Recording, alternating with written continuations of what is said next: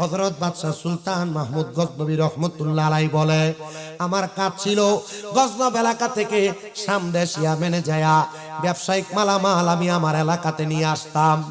হযরত সুলতান মাহমুদ গজনবী রহমতুল্লাহ আলাইহি বলেন, আমার ভক্তবিন্দু যারা, আমার নেত্রবিন্দু যারা, তারা আমার কাছে সম্পদের জন্য, টাকা পয়সার জন্য বেশি আফসোস করছে। আয়সা ডাক দিয়া কই, ও বাদশা সুলতান মাহমুদ গজনবী, আপনি আমাদেরকে কিছু সম্পদের ব্যবস্থা করে দেন, আমরা যেন আমাদের সম্পদের অট্টালিকা বানাইতে পারি। সুলতান মাহমুদ গজনবী কয়, ও আমার গজনব এলাকার মানুষ, আয় রে আয়, আমার সামনে আয়, আমি তোদেরকে সম্পদের একটা বাহাদুরির কথা দেখাইয়া দেই। যদি তোরা মনে করস এই সম্পদ দিয়া তোরা লাভবান হবি, তাহলে আমি আমার বাদশাহী তোদেরকে দিয়া দিব, আর আমি তোদের জায়গায় যা কৃষি কাজ করব, মাঠে কাজ করব।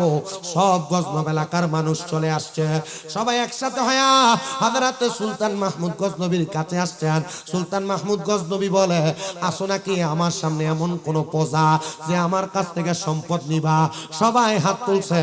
সুলতান মাহমুদ গজনবী বলে, একটা কাগজের মধ্যে সবার নামটা লেখো। সবার নামটা লেখা সুলতান মাহমুদ গজনবীর হাতের মধ্যে দিছেন। উনি এই কাগজগুলোকে লটারির মতো কইরা একটা কাগজ হাতে তুললেন, যার নামটা উঠছে সুলতান মাহমুদ গজনবী তার সামনে ডাকলেন। আর সুলতান মাহমুদ গজনবীর একজন সেনাপতি ছিলেন, ওই সেনাপতির সামনে ডাকলেন। পুরা গজনব এলাকার মানুষ সুলতান মাহমুদের সামনে ডাক দিয়া কয়, এ আমার সেনাপতি, হে আমার প্রজা, আমি তোমরা দুইজনকে কিছু অর্থ প্রদান করব। তোমরা আগামীকালকে এই অর্থ খরচ করার পর আমার কাছে আইসা আসরের নামাজের পরে পুরা এলাকার মানুষের কাছে সম্পদের হিসাব দিবা। বলে, হে বাদশা, রাজি আছি, দিতে পারবো। সুলতান মাহমুদ গজনবী ওনার পকেট থেকে একটা 500 দিরহামের পুটলি বাহির করলেন, আর একটা 5 দিরহামের আদলি বাহির করলেন।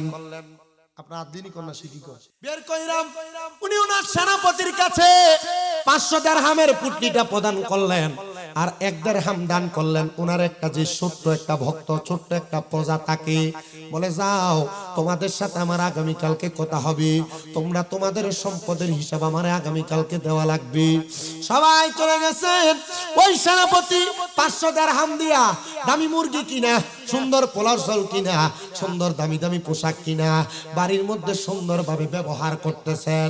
আর ওই ব্যক্তি ছোট মানুষ, প্রজা, অল্প সম্পদ পায়া, আমি আমার 5 দিরহাম আমি এই দুনিয়ার জমিনের মধ্যে খরচ করতে পারি নাই, 5 দিরহাম দিয়া কি আর করব, আমি এটা আমার কাছে আপনার স্মৃতি হিসাবে রেখে দিছি।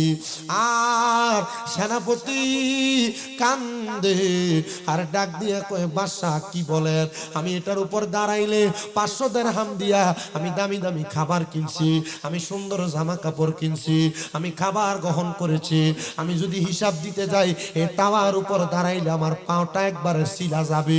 হযরত সুলতান মাহমুদ গজনবী রহমাতুল্লাহ আলাইহি চোখের পানি গুলা চাইরা দিয়া কান্দে, আর ডাক দিয়া কয়, আমার পদার দল, যারা সম্পদের মায়া কইরা তোমরা এমন ভাবে চিৎকার করছো, কত সম্পদ বানাইবা, যে সম্পদ বানানোর কারণে তোমার ঠিকানা হবে জাহান্নাম। যে সম্পদ কামাই করার পরে হাসরের ময়দানের গরম উত্তপ্ত জায়গাতে দাঁড়ায়া দাঁড়ায়া তুমি আল্লাহর দরবারে জবাবদিহিতা করা লাগবে।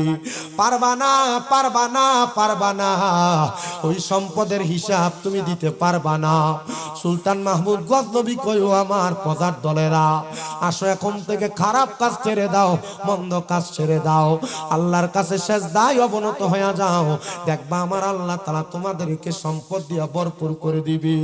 তারা বড় অবাক হয়ে গেছে রে, বড় অবাক হয়ে গেছে। একজন বাদশা আমাদেরকে হাসরের ময়দানের কথা এত কঠোর ভাবে স্মরণ করে দিবে আমরা বুঝতে পারি নাই।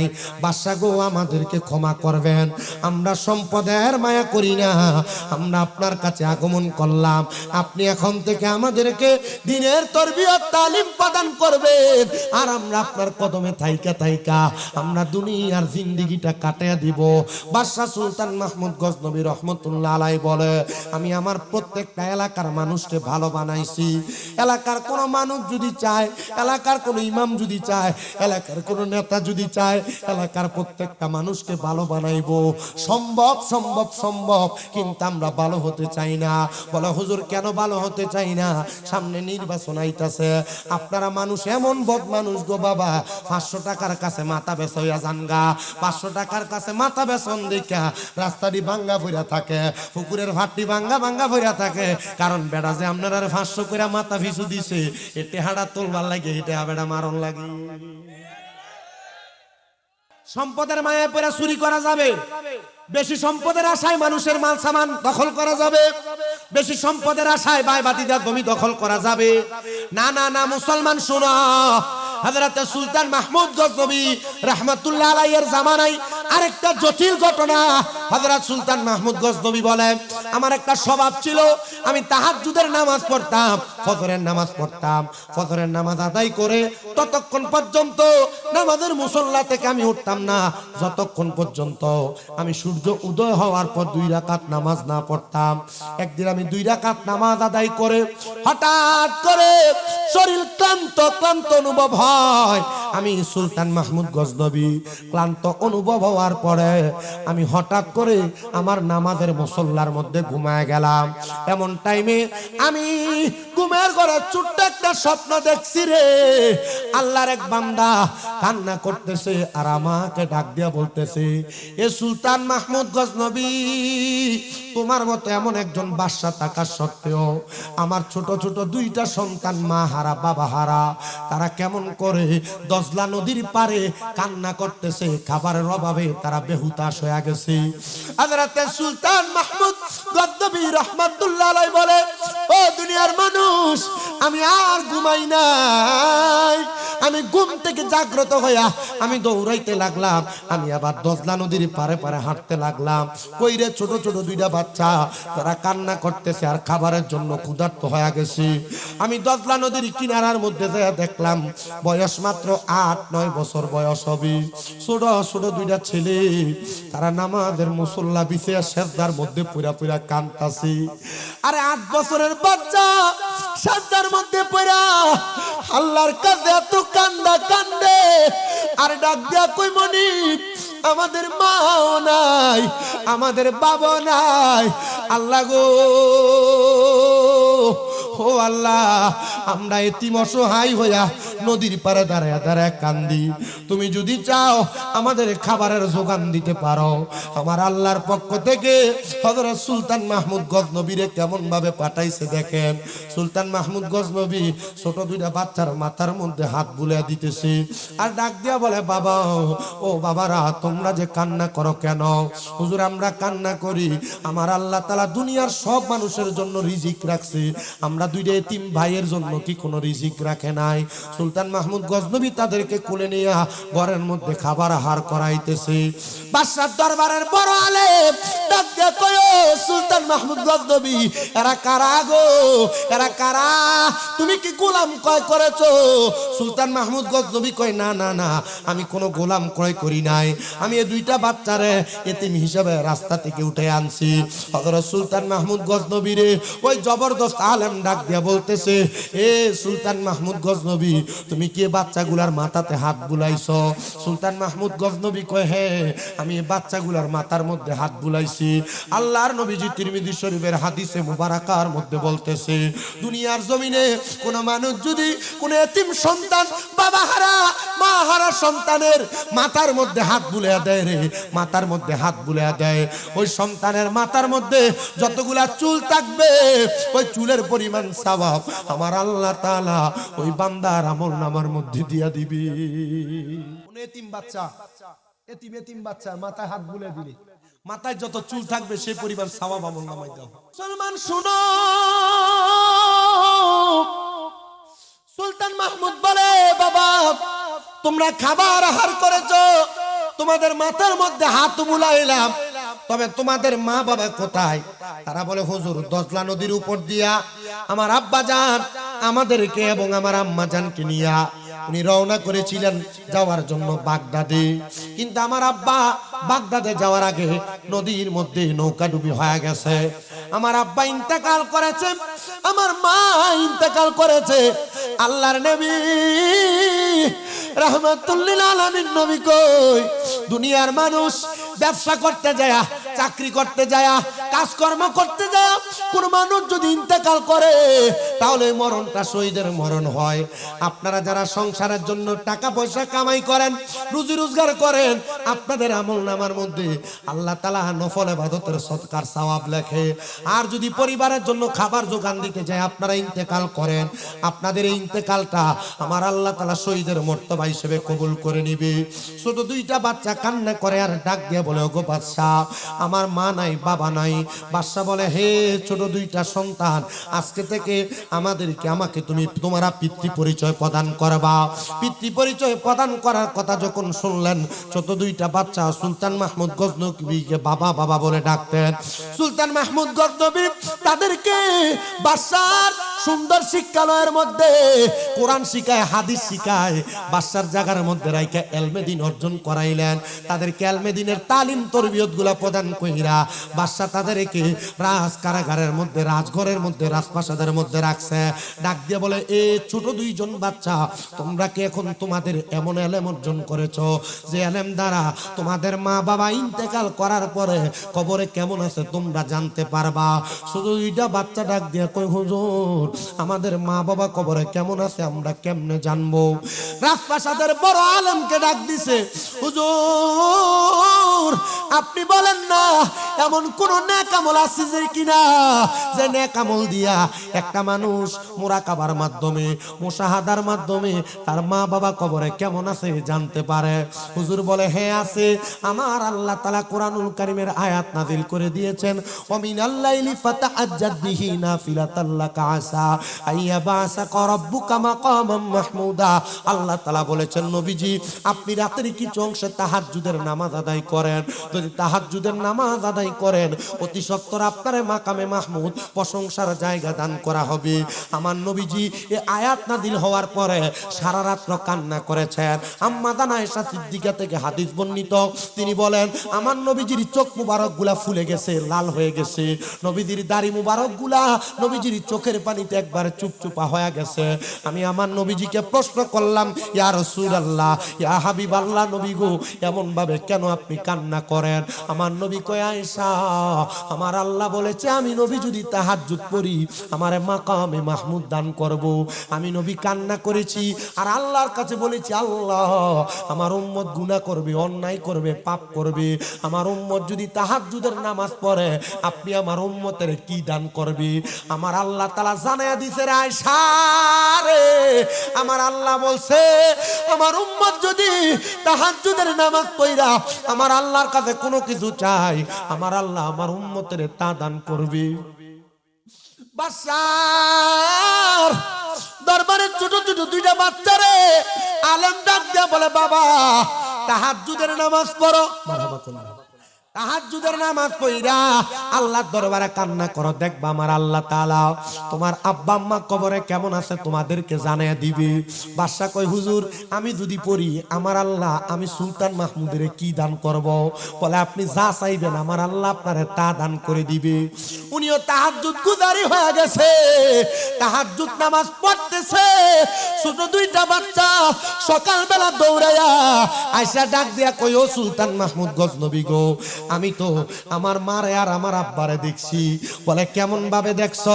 আমরা ইবাদত কইরা যখন তাহাজ্জুদ নামাজ পড়ে সিজদার মধ্যে পড়ে রইলাম, আমরা দেখলাম আমার মা আমার আব্বা জান সুন্দর একটা জান্নাতি থালা নিয়া দামি দামি খাবার আহার করতেছে।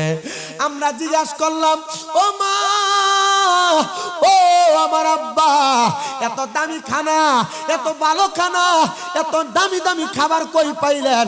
আমার মা আমার আব্বা জান আমাদেরকে জবাব দিয়েছে, রে সন্তান, এ খানা দুনিয়ার কোনো খানা না, এই খানা হলো জান্নাতি খানা।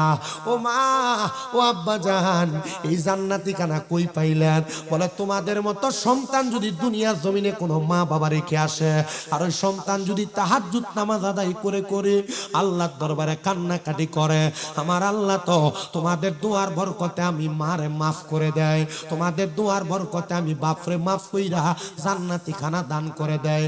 দেখছেন নিরে মানুষ, একটা মানুষ তাহাজ্জুদ নামাজ আদায় কইরা আমার আল্লাহর দরবারে কান্নাকাটি করার কারণে আমার আল্লাহ তাআলা কেমনে দুইটা ছেলের মা বাপরে জান্নাতি খানা দান করে দিছে। সুলতান মাহমুদ গজনবী বলে, এরপর থেকে আমি কোনোদিন তাহাজ্জুদ নামাজ ছাড়ি নাই। আপনারা যারা নামাজ পড়েন না, রোজা রাখেন না, ইবাদত করেন না, আমি আপনাদের কাছে করজোরে আবদার করি, অল্প সময় আমি আপনাদেরকে কষ্ট দিব, আর বেশিক্ষণ সময় কষ্ট দিতেছি না। বাবারা শোনেন, অন্তরের কান লাগায়া ওই ছোট দুইটা বাচ্চার কাছে দেইকা দেইকা সুলতান মাহমুদ গজনবী 5 ওয়াক্ত নামাজের সাথে তাহাজ্জুদ নামাজ আদায় করা বান্দা হয়ে গেছে। তাহাজ্জুদ নামাজ যখন আদায় করে গো, হযরত সুলতান মাহমুদ গজনবী বলে, আমি তাহাজ্জুদ নামাজ আদায় করার জন্য আমার বাড়ির সামনে নদীর মধ্যে যাইতাম ওযু করার জন্য। বাদশা সুলতান মাহমুদ গজনবী বলে, নদীর সামনে যাইয়া ওযু বানাইতেছি, নদীর পারে আরো 4 জন মানুষকে দেখলাম।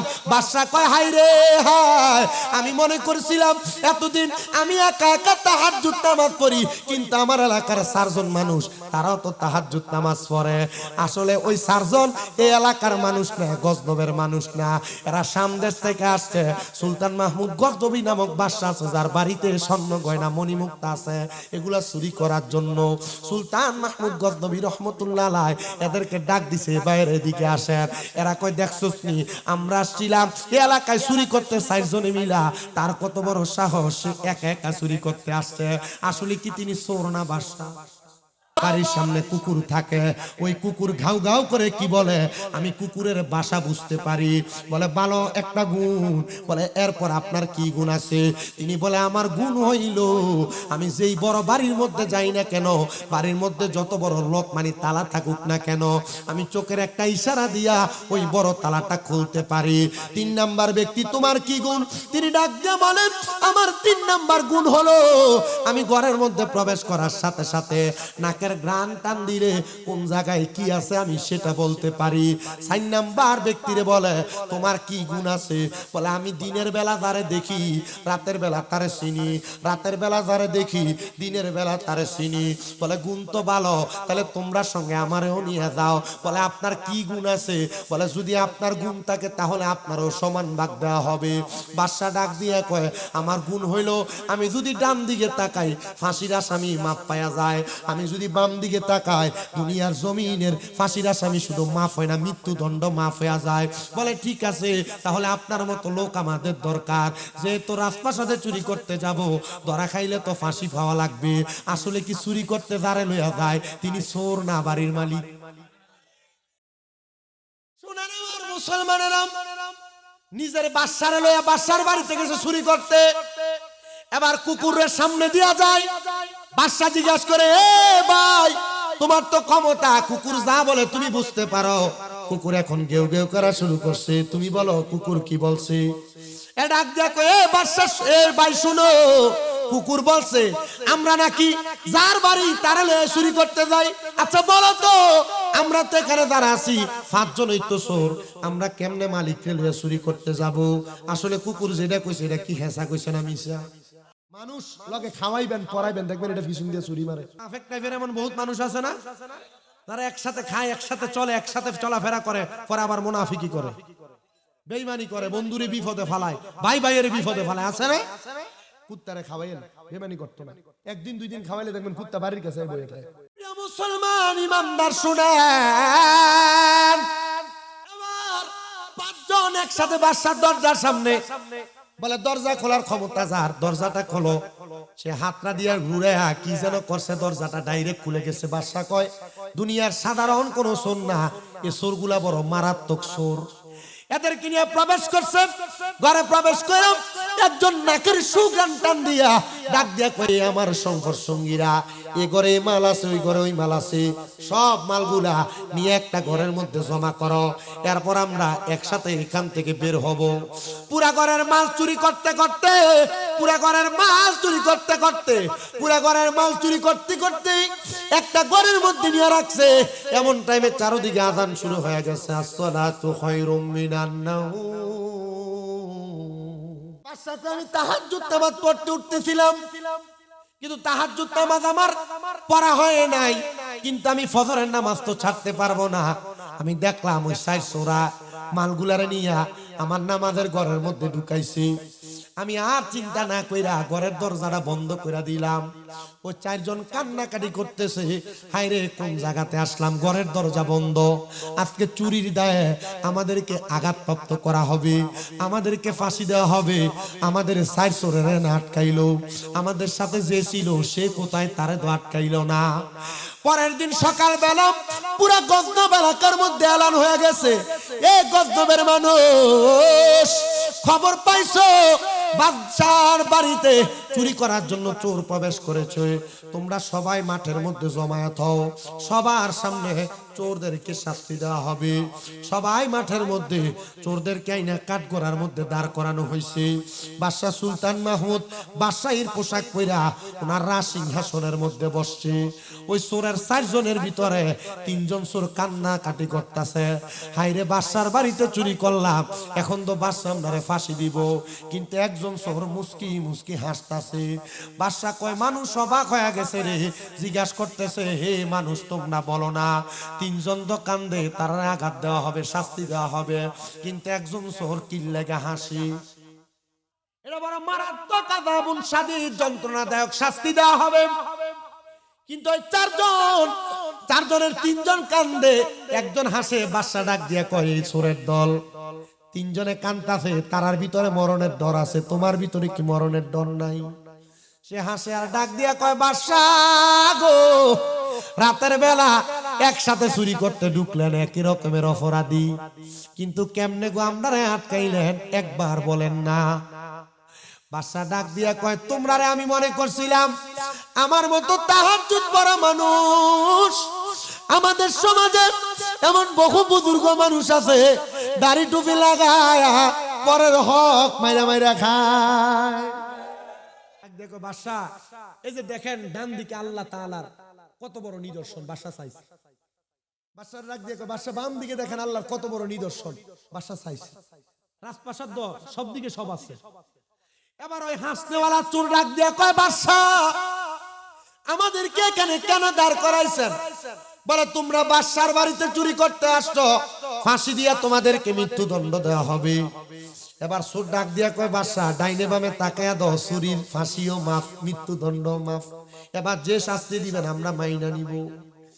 বাদশা ডাক দিয়া কয়, এলাকার মানুষ শুনছনি গো, এরা চুরি কইরাম আমার কাছ থেকে হিকমতের মাধ্যমে মাপ নিতে চায় না রে না, আমার আল্লাহ এমন হিকমতের মাধ্যমে সবাইরে মাফ করে না। ডাক দিয়া বলতেছে, জগতের মানুষ তোমরা শোনো, এই চার চোরের সামনে দাঁড় করাইছে, জিজ্ঞাসা করে, এ চোরের দল কেন তোমরা চুরি করো? তারা ডাক দিয়া কয়, বাদশা কোনোদিন জীবনে চুরি করি নাই, আমাদের ইরাকের এলাকায় দুর্ভিক্ষ হওয়ার কারণে আমরা আসছি আপনার বাড়িতে চুরি করার জন্য, আমাদের এলাকার মানুষ না খায়া খায়া আছে, আমরা আপনার বাড়িতে চুরি করে আজে মালগুলা নিয়ে যাব।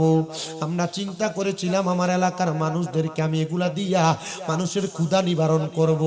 বাদশা সুলতান মাহমুদ গজনবী রহমতুল্লাহ আলাইহি ডাক দিয়া বলে, দুনিয়ার মানুষ এরা যে কথাগুলা বলে, এদের কথা সত্য নাকি মিথ্যা? সবাই বলে, বাদশা গো, তারা যেতে কথা বলছে, ইরাক একটা দূত পাঠান, দেখেন না ইরাকের দূত আর প্রতিনিধিরা কি খবর পাঠায়, ঠিকই খবর পাঠায় দেখে ইরাকে একটা অঞ্চলের মধ্যে অভাব অনটন লাগছে, এদের খাবারের মতো কোনো মাল নাই। খাবারের মতো যখন কোনো মাল নাই, তখন বাদশা বলে, ঠিক আছে রে, যাও যাও যাও, তোমাদেরকে শাস্তি দেওয়া হবে না, তোমরা আজকে থেকে চুরি করো না, আমি সুলতান মাহমুদের বাড়ি বাড়িতে তোমরা কাজের লোক হিসেবে থাকো। তোমাদের কাজ হইলো সকালবেলা একবার, বিকালবেলা একবার রাজপ্রাসাদ পরিষ্কার করবা আর সারা দিন আল্লাহ তাআলার ইবাদত করবা। জোরে জোরে বলা যাবে কি সুবহানাল্লাহ। বাচ্চা বাড়িতে চাকরি দিয়া চিন্তা করছে, এখন চাকরি তো দিছি ঠিক আছে, চুরি করছে, যদি স্বভাব না যায় বাচ্চা এক সপ্তাহ ঘুমায় না, পাহারা দেয়। এক সপ্তাহ তাহাজ্জুদও পড়ে না, পাহারা দেয়। তো বাদশা সুলতান মাহমুদ গজনবী এক সপ্তাহ পাহারা দেওয়ার পর উনি রাত্রবেলা ঘুমাইছে। আর ওই চোরদেরকে যে কাজ দিছে, এই চোরেরা কাজ করার পরে বাকি অংশ কি করে? ইবাদত করে। কোন না কি করে? আপনি সারাদিন কাজ করেন ঠিক, আবার গরুর মতো ঘুমান, সকালে ঘুম থেকে ওঠেন, খান, আবার যান কামে। ইবাদতের খবর কোনো কিছু। বাদশা সুলতান মাহমুদ যখন ঘুমাইছে, ঘুম থেকে জাগ্রত হয়ে তাহাজ্জুদ নামাজের মুসল্লাতে বসছে। তাহাজ্জুদ নামাজ পড়া বাদশা বলে, আমি তো পাহারা দিছি এক সপ্তাহ, এ চোরগুলা আমার বাড়িতে কাজগুলা করবে কিনা আমি একটু মুরাকাবা করতে লাগলাম, আল্লাহর কাছে জানতার চেষ্টা করলাম। আমি চেষ্টা করতে করতে আমি যখন মুরাকাবা করতে লাগলাম, মুরাকাবার মধ্যে আমি একটা গায়েবী আওয়াজ শুনতে পাইলাম। আমার আওয়াজের মাধ্যমে জানিয়ে দেওয়া হয়, এ বাদশা সুলতান মাহমুদ কি করলি রে? আমার আল্লাহর এত বড় চারজন ওলি রে তোর বাড়ির চাকর বানায় রাখলি। বাদশা কয়, আল্লাহ তোমার চারজন বন্ধুরে আমার বাড়ির চাকর বানাইলাম, এটা তো বুঝতে পারলাম না। জবাব আসতেছে, হে বাদশা সুলতান মাহমুদ গজনবী, যারা এক সপ্তাহ আগে তুমি চোর মনে কইরা তোমার বাড়িতে জায়গা দিছিলা এবং তোমার বাড়ির চাকর বানায় রাখছো, এরা আসলে চোর না, এরা গত এক সপ্তাহ আমি আল্লাহর এত ইবাদত করছে, এরা যে তোমার রাজপ্রাসাদ পরিষ্কার করে, আমি আল্লাহর কাছে এটা লজ্জা লজ্জা লাগে। আল্লাহর কোন প্রিয় বান্দা, আল্লাহর কোন নেককার বান্দা দুনিয়াতে কষ্ট থাকতে পারে না, আমার আল্লাহ তারে কষ্ট রাখে না। বলে, হুজুর সারা জীবন নামাজ পড়ি তবু আমার বিপদ যায় না, হুজুর সারা রোজা রাখি আমার বিপদ যায় না। আব্বাজি মনে রাখবা, মুমিন বান্দাদেরকে অভাব দিয়া বিপদ দিয়া আমার আল্লাহ তাআলা পরীক্ষা করে, মুমিন বান্দারে বিপদ দিয়ে অভাব দিয়ে আমার আল্লাহ তাআলা পরীক্ষা করে। আমি আপনাদের কাছে আবদার করি রে বাবা, পর্দার অন্তরালের মা বোনেরা, ঘর থেকে রোগ বালা মুসিবত না গেলে, সন্তান না হইলে, কামাই রুজি না হইলে ধৈর্য হারা হইেন না। আল্লাহর দরবারে কান্নাকাটি কইরে দেখবেন আমার আল্লাহ তাআলা আপনার বিপদ দূর করে দিবে, অভাব দূর করে দিবে, মনের নেক নেক আশাগুলা পূরণ করে দিবে। বাদশা তাড়াতাড়ি সাজদা থেকে উইটা দৌড়াইয়া চারজন ব্যক্তিরে ডাক দিয়াই না বাদশার রাজ সিংহাসনের মধ্যে বসায়, আর ডাক দিয়া কই, ও আল্লাহর বান্দারা, আর আমার রাজপ্রাসাদ আপনারা পরিষ্কার করা লাগবে না, আজকে থেকে আমি বাদশা সুলতান মাহমুদ আপনাদের জুতা পরিষ্কার করে দিব, তবু আপনারা আমার দরবার থেকে যাইবেন না। সুলতান মাহমুদ রহমতুল্লাহ আলাইহি ডাক দিয়া বলতেছে, জগতের মানুষ, আমি এত সম্মান এত ইজ্জত দিয়ে তাদেরকে রিসিভ করেছি, তারা আমার কথাগুলা শুনেছে, গ্রহণ করেছে, তবে আমি তাদেরকে বললাম, ও আমার চারজন আল্লাহর খাস বান্দা, আপনি একটু দোয়া করেন না। আমি সুলতান মাহমুদ গজনবী আজকে 12 বছর পর্যন্ত মুরাকাবা করতেছি, কিন্তু আমি আমার মা বাপরে দেখতেছি না।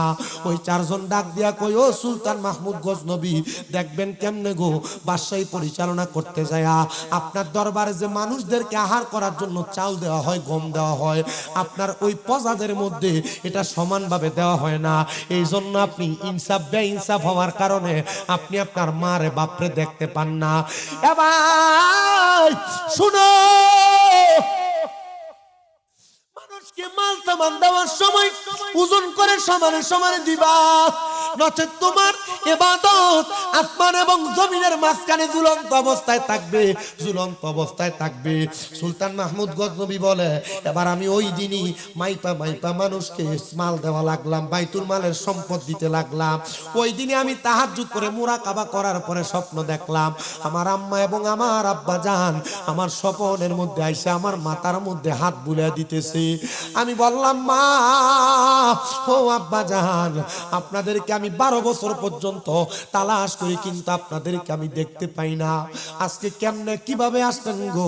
মা বাবা আমার জবাব দেও সুলতান মাহমুদ। শোনো, আমার আল্লাহ তাআলা আমাদেরকে আজকে এমন একটা সম্মান দিয়া তোমাকে সাক্ষাৎ দেওয়ার জন্য পাঠাইছে।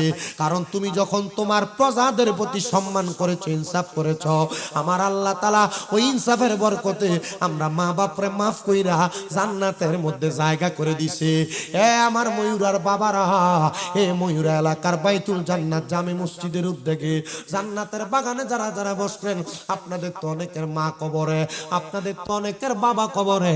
আপনাদের মা বাবা কবরে কেমন আছে আপনারা কেউ জানেন না। মা বাপরে যে মাটি দিয়ে চলে আসছেন, এখনো কোনোদিন স্বপ্ন দেখেন নাই হুজুর দেখবো কেমনে গো? মা বাবার চেহারাটাও তো আমার মনে নাই। অনেক সন্তান আছে মা বাপের গোরস্থানের সামনে নিয়ে দাঁড় করে দিলে যদি বলা হয় মা বাবার কবর কোনটা একটু চিনিয়া দাও, মা বাবার কবরটা চিনাইতে পারবে না, ভুল লাগেছে। সন্তান দুই দে মা বাবার কবরের কাছে যাওয়া ছাড়া আর কোনোদিন তো মা বাবার কবরের সামনে যাও না। মা বাপ তোমারে লক্ষ লক্ষ টাকার সম্পদ দিয়া গেছে, মা বাপ তোমারে লাখ লাখ টাকার জায়গা জমি দিয়া গেছে। যদি এগুলা না দিয়া যাইতো, যদি তুমি ভাড়া থাকতা প্রতি মাসে 5,000 টাকা করে ভাড়া দিতা, 12 মাসে 60,000 টাকা ভাড়া দেওয়া লাগতো। ওই মা কবরে বাবা কবরে আম্মা বাবারও কষ্ট করে তোমারে মানুষ করছে, নিজে খায় নাই তোমারে খাওয়াইছে। এখন তুমি লাখ লাখ টাকার মালিক, কিন্তু মা বাপরে দামি একটা খানা তোমারে খাওয়াইতে পারো না। খাওয়াইবা কেমনে? মা বাপ কবরে। ও সন্তান, বড় কষ্ট করে রক্ত পানি করে তোমার আব্বা তোমারে মানুষের মতো মানুষ বানাইছে। এখন আব্বা কবরে, ওই আব্বা কবরে কেমন আছে জানো না? সন্তান চিন্তা করে দেখো, আব্বা লুঙ্গি পাঞ্জাবি গুলা সিরা ছিল, আব্বা দামি কোনো লুঙ্গি পাঞ্জাবি পরে নাই। তুমি সন্তানরে পড়াইছে, ও সন্তান তোমার কাছে টাকার অভাব নাই, 500 টাকা দিয়ে কিনা আব্বার একটা লুঙ্গি পরাইতে পারো না। আব্বা কবরে। মা বাপ যদি বাইসা থাকতো, মা বাপরে যদি খাওয়াইতা, 12 মাসে যদি প্রতি মাসে 2,000 টাকা করে খরচ করতা, 12 মাসে 24,000 টাকা লাগতো। বাইতুল জান্নাত মসজিদটা টিন দিয়া বানায় রাখছে উপরে, এরা নিয়ত করছে মসজিদটারে ছাদওয়ালা বানাইতো। আমি কি একটা সন্তান পাবো যে সন্তানটা হাতটা বাড়াইয়া বলবে হুজুর আমার মা নাই, মা থাকলে আমি আমার মারে খাওয়াইতাম, হুজুর আমার মারে মোহাব্বত কইরা আমি মসজিদের কাজের জন্য 50,000 টাকা দান করে দিব। এমন যদি একজন মানুষ থাকেন, হাতটা বাড়াইয়া বলবেন 50,000 টাকা দেওয়ার মতো। বলে হুজুর 50,000 পারবো না, আমি 20,000 টাকা আল্লাহর হস্তে মসজিদে দান করব। আসেননি একজন সন্তান, হাতটা বাড়ায় বলবেন 20,000 টাকা দেওয়ার মতো। আল্লাহর নবীর একজন সাহাবী হযরত সাদ ইবনে উবাদা রাদিয়াল্লাহু তাআলা আনহু বলেন, আমার মা, আমি যুদ্ধে থাকা অবস্থায় মারা গেছি। মরার পরে আমার মায়ের অনেক সম্পদ আমার কাছে ছিল, কিন্তু আমি আমার মারে পাই নাই, সম্পদগুলা পাইছি। আমি নবীর কাছে যায়া বলছি, ইয়া রাসূলুল্লাহ, আমার মা তো মারা গেছে, অনেক সম্পদ রাইখা গেছে। নবী গো, আপনি বলেন না গো নবী, আমার মা যে মারা গেছে, আমার মায়ের পক্ষ থেকে যদি আমি আমার মা সম্পদগুলা দান করি, আমার আল্লাহকে আমার মারে মাফ করবো নি? আমার নবী কয়, হ্যাঁ মাফ করবে। সাহাবী ডাক দিয়া কয়, নবী গো, তাহলে আপনি সাক্ষী থাকেন, আমার একটা খেজুরের বাগান আছে মিখওয়াদা, ওই বাগানটা আমি আমার মার নামে আল্লাহর হস্তে সদকা করে দিলাম। আমার নবী কয়, সাহাবী সাক্ষী থাকো, ওই বাগান থেকে যদি কোনো মানুষ কোনো খেজুর আহার করে, আমার আল্লাহ তোমার মার আমল নামায় সওয়াব দিয়া দিবে। ওই সাহাবী পরের দিন সকালবেলা কানতে কানতে আমার নবীদের কাছে আসছে, ইয়া রাসূলুল্লাহ, ইয়া হাবিবাল্লাহ, নবী গো, আমি স্বপ্ন দেখছি আমার মা জান্নাতি খাবার আহার করতেছে। নবী আমার কয়, তোমার খেজুরের বাগান থেকে ছোট ছোট 2টা পাখি একটা মিষ্টি খেজুর থেকে, পাকা খেজুর থেকে আহার করছে, ঠোকর দিয়া খাইছে, এই জন্য আমার আল্লাহ তাআলা তোমার মায়ের কবরে জান্নাতি খানার ব্যবস্থা করছে। এ বন্ধু, যারা হারামখোর, যারা বদমানুষ, যারা বেনামাজি, যারা বেআমল, আমি তাদের কথা আপনাদের কাছে আজকে বলতেছি না। আজকে বলতেছি, আপনি যদি নামাজি হন, আপনি যদি রোজাদার হন, আপনি যদি মুত্তাকি হন, আপনি যদি আবেদ হন, আপনি যদি সলেহ হন, আপনি যদি আল্লাহর খাস বান্দা হন, পর্দার আড়ালের মহিলারা তারা যদি স্বামীর খেদমত করনেওয়ালা হয়, স্বামীর আদেশ মাননেওয়ালা হয়, মা বোনেরা যদি স্বামীর হুকুম আহকামগুলা মাননেওয়ালা হয়, তারা কেমন ভাবে মারা যাবে সে ওয়াজটা আপনাদের আপনাদের কাছে করতেছি, আমার আল্লাহ তাআলা লামকানের মধ্যে একটা গাছ লাগাইছেন, গাছ যে গাছটার নাম হলো সাজরাতুল ইয়াকিন গাছ, কেউ কেউ বলেন গাছটার নাম হলো তওবা গাছ। ওই তওবা গাছের মধ্যে আমার আল্লাহ তাআলা এতগুলা পাতা রাখছেন, পাতা সৃষ্টি করছেন। যতগুলা দুনিয়াতে মানুষ আছে প্রত্যেকটা গাছের পাতায় পাতায় আল্লাহ তাআলার বান্দাদের নামগুলা লেখা আছে। আশিক তো সুরে সুরে লিখতেছে, তওবা নামক গাছটি আছে, পাতায় পাতায় লেখা আছে মানুষের হায়াত। ওরে সেই পাতাটা ঝরে গেলে মৃত্যুর নিশান আসবে চলে, সেই পাতাটা ঝরে গেলে মৃত্যুর নিশান আসবে চলে, শেষ হইবে তোমাদের হায়াত। পাপী উম্মত কে করিবে পার, আর পাপী উম্মত কে করিবে পার। কঠিন হাসরের দিনে আখিরি নবীজি বিনে পাপী উম্মত কে করিবে পার।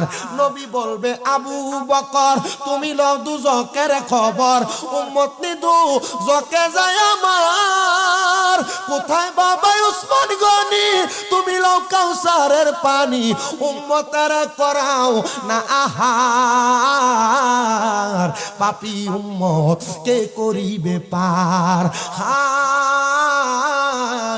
পাপী উম্মত কে করিবে পার।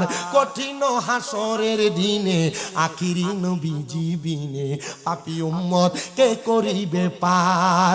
ফুলছে রাতের কঠিন পুলে হযরত ওমর যাও না চলে, ও আগে ফুলছে রাতের কঠিন পুলে হযরত ওমর যাও না চলে। আলী যাও মিজানে রোপাল্লাই, পাপী উম্মত কে করিবে পার,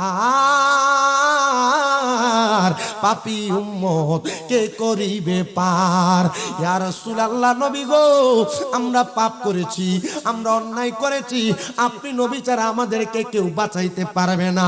আমার নবী কই উম্মত ঈমানওয়ালা হওয়ার কারণে, আমলওয়ালা হওয়ার কারণে সাজরাতুল ইয়াকিন নামক গাছের মধ্যে প্রত্যেকটা পাতার মধ্যে নাঙ্গলকোট এলাকার, প্রত্যেকটা পাতার মধ্যে কুমিল্লা জেলার, প্রত্যেকটা পাতার মধ্যে সারা বিশ্বে যত বান্দা আছে প্রত্যেকটা বান্দার নাম লেখা।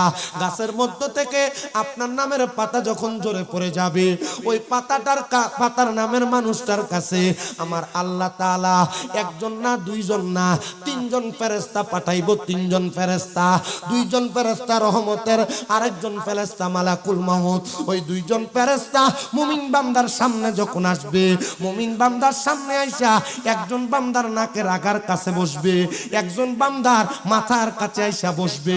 আর মুমিন বান্দা যখন বসবে গো, মরার চিঠি যখন তার কাছে আসবে, আজরাইলটা মুমিন বান্দার সামনে চলে আসবে। আজরাইল মুমিনের সামনে যখন দাঁড়ায়া যাবে গো, ওই মুমিন বান্দার অবস্থা কেমন হবে জানো নি রে মুসলমান?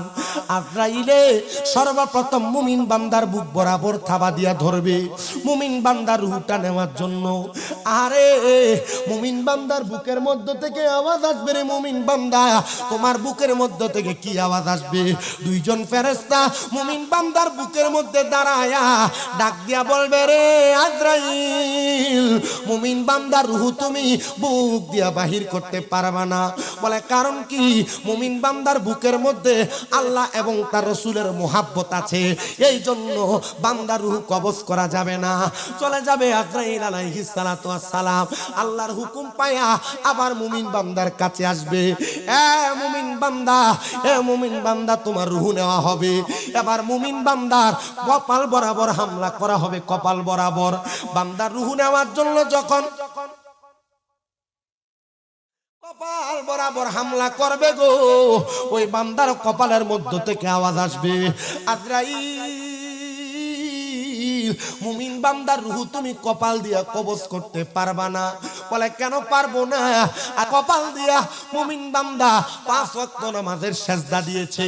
বান্দা সেজদার বড় দাম, সেজদার বড় সম্মান, সেজদার বড় মর্যাদা, সেজদার বড় চাহিদা। আমি আল্লাহ তার প্রতি খুশি হয়ে গেছি। আমার আল্লাহর ফেরেশতারা তখন বলবে বান্দার এই কপাল দিয়া রূহ বাইর করা যাবে না। আজরাইল চলে যাবে, আবার আল্লাহর হুকুম পায়া আজরাইলে তৃতীয়বার আবার মুমিন বান্দার কাছে আসবে। এ বান্দা, তোমার রূহটা কবজ করা হবে। বান্দার ডান বাহু বরাবর হামলা করা হবে। মুমিন বান্দার ডান বাহু থেকে 2 জন ফেরেশতা জবাব দিবে, এরে আজরাইল, মুমিন বান্দার ডান দিক দিয়ে রূহ কবজ করা যাবে না। বলে কেন যাবে না? আরে মুমিন বান্দার ডান হাতের মধ্যে দান এবং সদকা আছে, এই জন্য বান্দার রূহ কবজ করা যাবে না। আজরাইল আবার ফিরে যাবে, চতুর্থবার আবার মুমিন বান্দার কাছে আগমন করবে। আগমন করার সাথে সাথে মুমিন বান্দার বাম বাহু বরাবর হামলা করা হবে। বাম দিক থেকে জবাব দিবে, রে আজরাইল, বাম দিক দিয়া বান্দার রূহ কবজ করা যাবে না। বলে কেন গো? বলে বান্দার বাম দিকে তার মা বাবার খেদমত গুলো আছে, এই জন্য বান্দার বাম দিক দিয়ে রূহ কবজ করা যাবে না। আইরে ময়ূরার মানুষ, এই এলাকার বেনামাজিরা, তোমরা যারা নামাজ পড়ো না, তোমরা যারা পরের হক খাও, তোমরা যারা ইবাদত করো না, তোমরা যারা হারাম খাবার খাও, এই আমার ময়ূরা এলাকার মা পর্দার অন্তরালের আম্মুজিরা, তোমরা যারা বেপর্দা ঘুরে বেড়াও, তোমরা যারা স্বামীর আদেশ মানো না, স্বামীর আদেশ অমান্য করো, তোমাদেরকে বলি গো মা, মরার সময় বড় কষ্ট পাইবা। আর যদি মুমিন হও, আল্লাহ তাআলার হুকুম আহকাম গুলা মাইনা চলো, কোরআন মোতাবেক জীবনটা সাজাও, মরণ বড় সুন্দর হবে, মরার সময় কষ্ট পাবে না।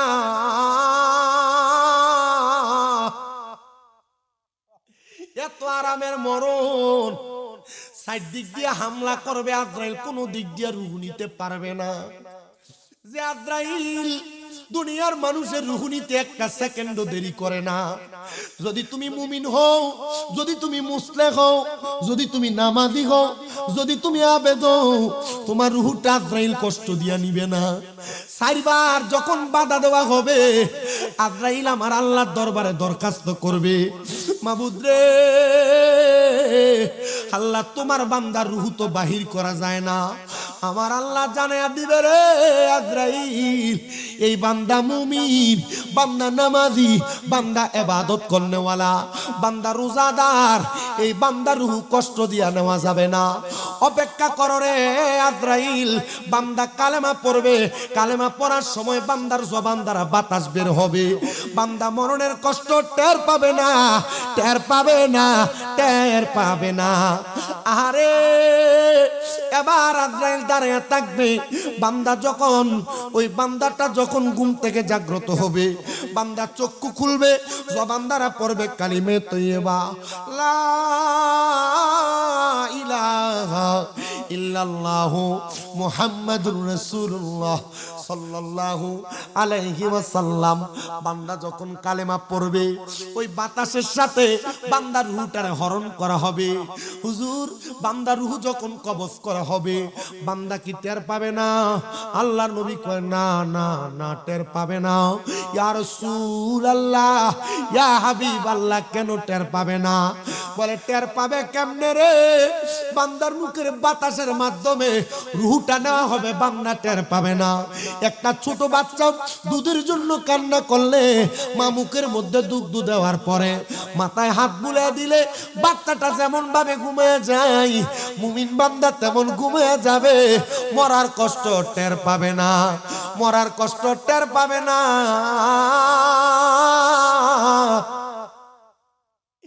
রে ময়ূরার মানুষ, এমন মরণ তোমার হইবনি, একটা বার আল্লাহর কাছে জিগাইছনি, ওগো আল্লাহ, এমন একটা মরণ চাই যে মরার সময় আমার কোনো কষ্ট অনুভব হবে না। আপনাদের কি কষ্ট হচ্ছে? অসুবিধা হচ্ছে?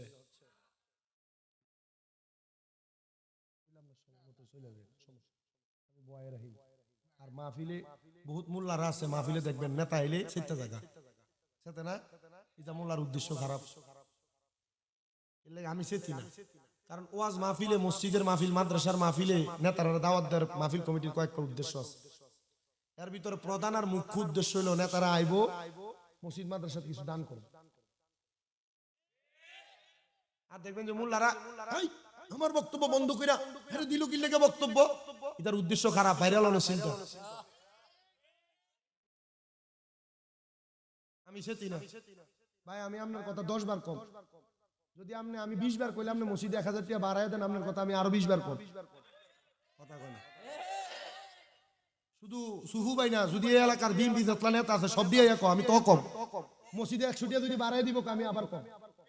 কথা কয় না। আমি আল্লাহর ঘর মসজিদের লাগি আবার প্রশংসা করলে অসুবিধা আছে নাকি? আল্লাহর উপরে তো আর উঠান যেত না, আল্লাহর উপরে উঠান সম্ভব না। কথা কয় না, আমি প্রশংসা করলাম। কি কোন ভাই মসজিদের দিকে খেয়াল রাখছেন, তারা ছাত্র ঢালাই দিব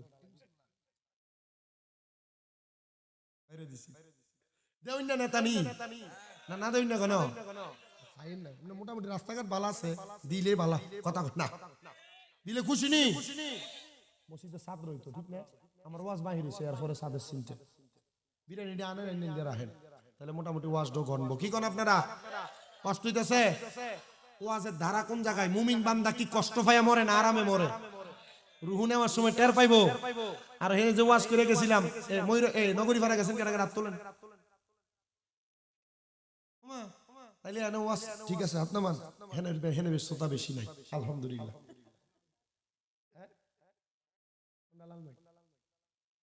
নগরী ভাড়া কোনে?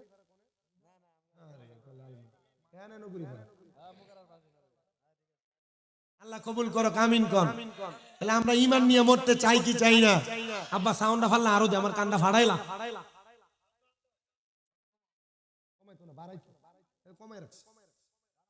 তাহলে মুমিনের মরণ কি ভালো মরণ না খারাপ মরণ? আরামের মরণ আমরা চাই কি চাই না? আচ্ছা, মুমিন বান্দার শরীর থেকে যখন রুহুটা নিছে, এবার দেহটারে নিয়ে দুনিয়ার মানুষ কত খেলাধুলা। দেহটারে গোসল করায়, দেহটারে কাপড় পরায়, জানাজার মাঠে নিয়ে যায়, রুহু কি আছে না নাই? মুসলমান ইমানদার শুনো, অন্তরের কান লাগে শোনো, মুমিন বান্দার রুহু দেহ পরে থাকে, রুহু আজরাইলের হাতে থাকবে। রুহুটা ডাক দিয়া বলবে, আজরাইল তুমি আমার রুহুটারে কেন এত আস্তে আস্তে নিয়ে যাও? বলে কেন? বলে তুমি যদি জানতা আমার আল্লাহ তাআলা আমি মুমিন বান্দার জন্য কত মহামূল্যবান পুরস্কার রেডি করে রাখছে, তুমি এত আস্তে আস্তে যাইতা না, আরো তাড়াতাড়ি যাইতা, আমারে মহামূল্যবান পুরস্কারের ভাগীদার বানাইতাও। এ আমার বাবা, এ আমার ময়ূরার বন্ধুরা, মুমিন বান্দার রূহটা নিয়ে কত সুন্দর কথা বলা হবে, কিন্তু দেহ পরে থাকবে, দেহটার একটা ব্যবস্থা তো করা লাগবে। কি ব্যবস্থা করবে জানো রে? মুমিন বান্দার রূহটারে নিয়ে কবরে যখন বিসমিল্লাহি ওয়া আলা মিল্লাতি রাসূলিল্লাহ বলে কবরে রাখা হবে, আল্লাহর নবী জানিয়ে দেয় তিনজন রহমতের ফেরেশতা মুমিন বান্দার কবরে আসবে। ওই বান্দার কবরের মধ্যে জান্নাতের একটা বিছানা বিছায়া দিবে। মুমিন বান্দা জান্নাতের বিছানার মধ্যে ঘুমাইবো, আরামে আরামে ঘুমাইবো। বান্দার কবরের মধ্যে মুনকার নাকির সম্মানিত দুইজন ফেরেশতা আগমন করবে। ওই ফেরেশতারা মুমিন বান্দার কবরে আইসা কোনো সওয়াল জবাব করবে না। কারণ কি জানো? জানো জানো কারণ মুমিন বান্দা নামাজ পড়ার কারণে তার কপালের মধ্যে নামাজের একটা নূর দেখা যাবে, নেক আমল করার কারণে সিনার মধ্যে নেক আমলের একটা নূর দেখা যাবে। ওই বান্দাটা নেক আমলের নূর দিয়া বান্দার সামনে যখন মুনকার নাকির আসবে, তখন মুনকার নাকির বলবে এই বান্দারে সওয়াল জবাব করা লাগবে না, কারণ বান্দার ইমানের নূর আছে, বান্দার সওয়ালের কোনো জবাব লাগবে না। প্রিয় মুসলমান, এ ময়ূরের মানুষ শুনো, এবার কবরের পরে তোমারে নিয়ে যাওয়া হবে হাসরের ময়দানের মধ্যে। যারা নামাজি, যারা বেনামাজি, যারা রোজাদার, যারা বেরোজদার, যারা হালালখোর, যারা হারামখোর, সব মানুষ হাসরের ময়দানে থাকবে। উলঙ্গ অবস্থায় হাসরের ময়দানে যাবে। মানুষগুলা হাহাকার করতে থাকবে, কারণ তামার একটা গরম উত্তাপ দেওয়া হবে, 12টা সূর্যের তাপ মানুষের মাথার মধ্যে দেওয়া হবে, মানুষের মাথার মগজগুলা টকবক টকবক করে ফুইটা ফুইটা কাম দিয়া বের হবে। হাইরে মানুষ, ও মানুষ শুনো, ওই সময় আমার নূরের নবী রাহমাতুল লিল আলামিন নবীজি হাসরের ময়দানে আগমন করবে, আগমন করবে, আগমন করবে। নবী আমার বলেন, উম্মত আমার, আল্লাহ তাআলা আমি নবীর একটা স্থান দান করছে, মাকাম দান করছে, যেই মাকামটার নাম হলো মাকামে মাহমুদ। আমি দয়াল নবী ওই মাকামে মাহমুদের নিচে দাঁড়ায়া আমার উম্মতের জন্য কি সুপারিশ করব জানো? যখন উলঙ্গ অবস্থায় সব উম্মতেরা হাসরের ময়দানে আফসুস আফসুস আফসুস করতে থাকবে, আমি নবীজি মাকামে মাহমুদ লাওয়ায়ে হামদের পতাকার নিচে দাঁড়ায়া দাঁড়ায়া আমার উম্মতদেরকে টান দিয়া দিয়া আমি নবী নাজাত প্রাপ্তদের অন্তর্ভুক্ত করব, জান্নাতীদের অন্তর্ভুক্ত করব। আমার নবী শুধু জান্নাতীদের অন্তর্ভুক্ত করবে না রে বাবা, আমার নবীকে আমার সব উম্মতগুলাকে নাজাত দেওয়া হবে। ইয়া রাসূলুল্লাহ, নবী কেমন নাজাত দেওয়া হবে? আমার নবী কয়, উম্মত শুনো রে, কেমন নাজাত আমার আল্লাহ দিব জানো? ওই নাজাত ওয়ালা জান্নাতরা, জান্নাতুল ফেরদাউস, এত সুন্দর জান্নাত আমার আল্লাহ তাআলা তোমাদের জন্য রেডি করে রাখছে। আহালান ওয়া সাহালান, মারহাবান মারহাবান বলে রহমতের ফেরেশতারা স্বাগতম জানাবে। আল্লাহর আসমানের প্রথম দরজার মধ্যে 19 জন ফেরেশতা দাঁড়ায়া দাঁড়ায়া আহালান ওয়া সাহালান, মারহাবান মারহাবান, দুয়ুফুর রহমান, আল্লাহর মেহমান বলে স্বাগতম জানায়া ইমানদার বান্দাটারে রিসিভ করে নিয়ে যাবে। এত দাম, এত সম্মান, এত ইজ্জত শুধু নিয়ে যাবে না, বান্দাটারে এমন ভাবে নিয়ে যাবে বান্দা দুনিয়ার কথা ভুলে যাবে। আল্লাহর নবীর প্রখ্যাত সাহাবী হযরতে সালমান ফারসি রাদিয়াল্লাহু তাআলা আনহু, বয়স 200 বছরের উপরে হযরতে সালমান ফারসি বলে, একদিন যোহরের নামাজের পরবর্তী সময়ে আমি আহার করার জন্য আমার ঘরের দরজার মধ্যে বসলাম। এমন টাইমে কুরাইশদের একজন মানুষ আমি হযরত সালমান ফারসির কাছে আগমন করেছে। আয়েশা ডাক দিয়া বলে, ইয়া সালমান ফারসি গো, আপনার কাছে আমার একটা করজোরে আবদার। আপনি জানেননি আমি একটা কঠিন স্বপ্ন দেখেছি, ওই স্বপ্নটার মানেটা আপনি আমার একটু ব্যাখ্যা করে দেন। হযরত সালমান ফারসি রাদিয়াল্লাহু তাআলা আনহু বলে, কি স্বপ্ন তুমি দেখেছো? উনি বলেন, আমি দেখেছি আমার দুনিয়ার জমিনের মধ্যে আমি যে খাটে ঘুমানো, 4 জন ব্যক্তি আইসা আমার ওই খাটের মধ্য থেকে উঠায়া তারা মাটির নিচে প্রবেশ করাইতেছে, মাটি আমার চারদিক থেকে চাপ দিতেছে। আমি আফসুস আফসুস করে আমার সন্তানকে ডাক দিলাম, আমার স্ত্রীকে ডাক দিলাম, আমার সন্তান স্ত্রী কেউ আমার উদ্ধার করতেছে না। আমি বলতে লাগলাম, ও আমার সন্তান, ও আমার স্ত্রী গো, তুমি আমাকে কেন উদ্ধার করো না? তারা আমার দিকে তাকায় কিন্তু কোনো কথা বলে না। হযরত সালমান ফারসি, আপনি আমার এই কথাটার একটা ব্যাখ্যা বলে দেন। উনি বলেন, অন্য কোনো ব্যাখ্যা আমার কাছে নাই, তুমি বলো না, তুমি কি দুনিয়ার কোনো ব্যস্ততাতে ব্যস্ত আছো নাকি, যেটার কারণে তোমার সন্তান এবং তোমার স্ত্রীরা উপকৃত হইতেছে? মানে তারা তাদের তোমার উপার্জিত অর্থ দ্বারা আহার করতেছে, কিন্তু তোমার কথা তারা চিন্তা করতেছে না। মনে রাখবা মুসলমান, মরার পরে মা আপন না, বাবা আপন না, সন্তান বন্ধু বান্ধব কেউ আপন না। তুমি দুনিয়ার মায়ায় পইরা তোমরা যারা কবরের কথা ভুলে যাও, হাসরের কথা ভুলে যাও, মিজানের কথা ভুলে যাও, ফুলসেরাতের কথা ভুলে যাও, তোমার জীবন বৃথা। এই জীবন দিয়া কোনো লাভ নাই, লাভ নাই। বলে, হুজুর কেন গো? কারণ কবরে যাওয়ার পর মা বাপ, সন্তান সন্ততি, আত্মীয় স্বজন কাউকে কবর চিনবে না, চিনবে শুধু তোমার 2টা সম্পদকে, 2টা দৌলতকে। একটা দৌলত হলো তোমার ইমানের নূর, আরেকটা দৌলত হলো তোমার আমলের পাওয়ার। যার যত ইমান, যার যত আমলের পাওয়ার, আমার আল্লাহ আল্লাহ তাআলা তারে তত সম্মানিত করবে, তারে তত ইজ্জতওয়ালা করবে। হুজুর কেমন ইজ্জতওয়ালা করবে আমার জানতে বড় ইচ্ছা হয়। নবী আমার বলে ইজ্জত কেমন শোনো গো, জান্নাতের মধ্যে আমার আল্লাহ তাআলা এক প্রকার মানুষদেরকে এত মর্যাদা দিবে, অন্যান্য নবীর উম্মতেরা বলবে আল্লাহ গো তারা কারা, আল্লাহ গো তাদের পরিচয়টা কি? তখন আমি আল্লাহ পাক রব্বুল আলামিন অহংকার করে বলবো অন্যান্য নবীর উম্মতেরা এরা আর কেউ না, এরা আর কেউ না, এরা হলো আখিরি নবী মুহাম্মদুর রাসূলুল্লাহ সাল্লাল্লাহু আলাইহি ওয়াসাল্লাম নবীর উম্মত। আল্লাহ গো তাদের কেন এত সম্মান, এত মর্যাদা, এত মর্তবা?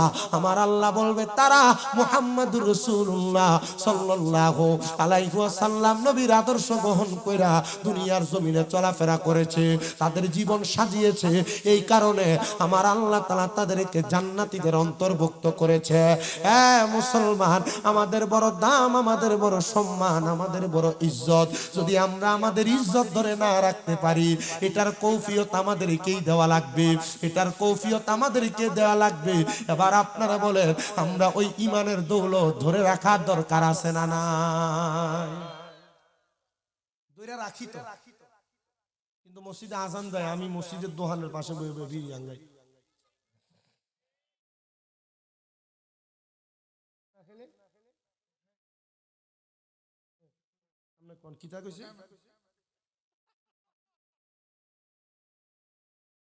এটা বেজাল ন, আপনার কাছে বন্ডামি করুম, আপনি কি আর বন্ডামি মানবেন? কথা কয় না। বাংলাদেশের মানুষ চালাক আছে, বাংলাদেশের মানুষ গুজামিল দিলে মানুষ বুঝতো না, মানুষ কোনটা সোজা আর কোনটা বেহা এটা মানুষ বুঝে বালা করে। কথা কয় না কেন? আমার কথা হচ্ছে আপনি যে যেখানে হন আপনার ইমানটাকে মজবুত করেন। আপনি যে বিড়ি আঙ্গান, আপনি জানেন বিড়ি খাবেন না কার লক্ষণ? আল্লাহর নবী কয় যদি জাহান্নামী মানুষ দেখতে চাও তাদের দিকে তাকাও যাদের মুখে আগুন। আমি হিসাব মিলিয়ে দেখলাম সিগারেট যেটি খাই এটির মুখে আগুন।